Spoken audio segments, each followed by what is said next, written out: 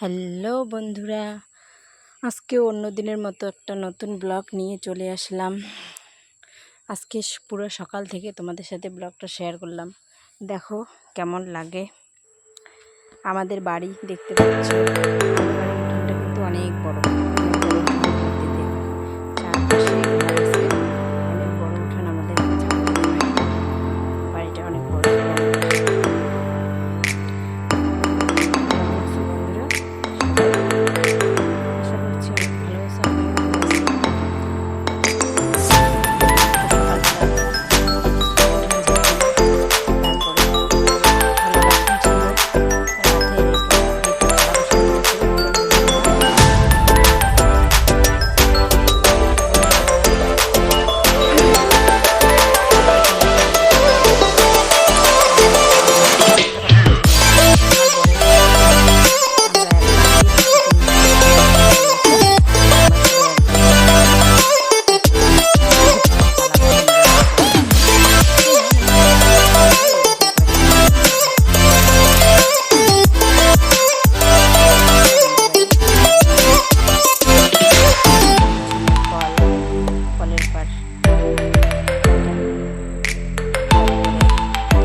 দেখতে পাচ্ছ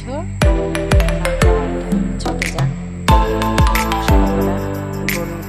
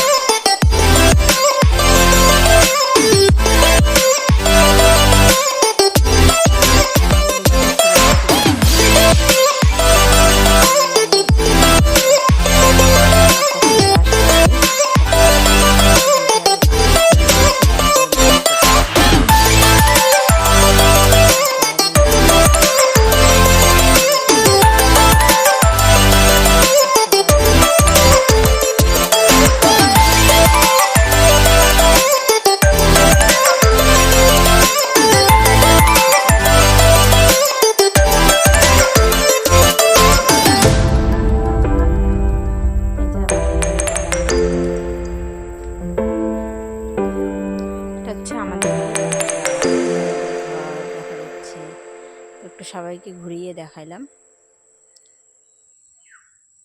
আমার পাশের রুমে ওইদিকে শাশুড়ি থাকতো। আমার শাশুড়ি গত বছর আগে মারা গিয়েছেন। তারপরে যে আমাদের এটা হচ্ছে মানে আর একটা দেওরের ঘর, ওর ঘরের সামনেই কত সুন্দর ফুল হয়েছে দেখো। তারপর ছান সেরে নিয়ে ঠাকুর পুজো দিলাম,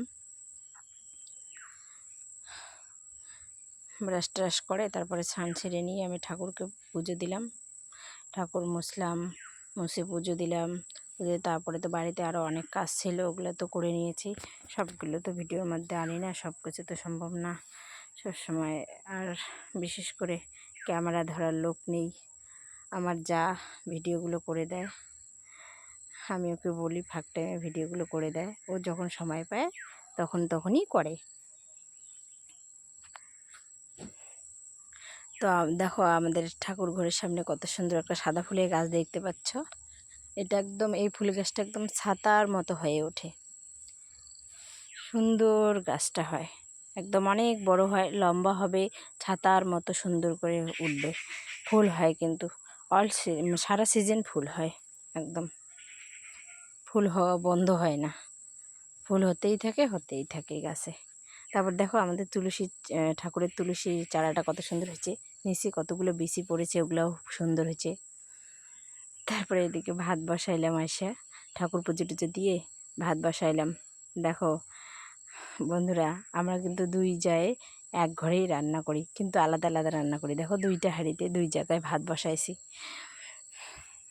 আমার বড় যা, এটা আমার যা, আর আমি ওই যে আমার এদিকে গ্যাসে ডাল বসাইছি, প্রেশার কুকারে। পটল ভাজা হবে তো পটলটা দেখিয়ে দিল। তারপরে যে ঘরে রান্না বসাইছি, ঘরে তো তরকারি কাটতে অসুবিধা হয়, কারণ আমরা উনানে রান্না করি, ঘরে ধোয়া হয়, তা বাইরে বসে তরকারি কাটতেছি। দেখো আমরা কাটারি দিয়ে তরকারি কাটি কীভাবে। বাইরে বারান্দায়, রান্নাঘরের বারান্দায় বসে তরকারি কাটতেছি। পটল ভাজি কাটলাম, তারপরে আমার যা আবার ও নাকি রান্না করবে আজকে যে কচুর ডেরা, ওটা কচুর ডগা বলে, ও নাকি রান্না করবে। তা ওটা একটু ও বললো যে একটু হাতে হাতে করে দে।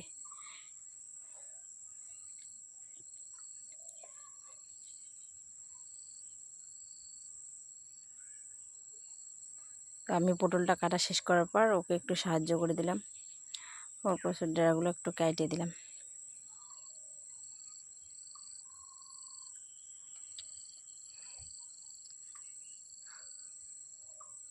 আমরা বাড়িতে সবসময় এইভাবেই মিলেমিশেই থাকি। ওর কাজটা আমি করি, আমার কাজটা ও করে, এভাবেই করি।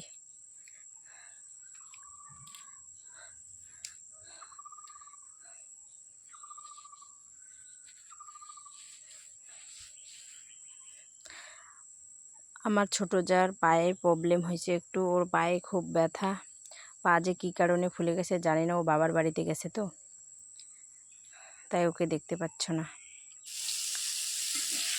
তারপর এদিকে পটল ভাজা বসাইছি, পটল ভাজা আর আমার প্রায় হওয়ার দিকে। এগুলা আবার রান্না বান্না সেরে বাচ্চাকে আনতে যাবে স্কুলে। টাটা।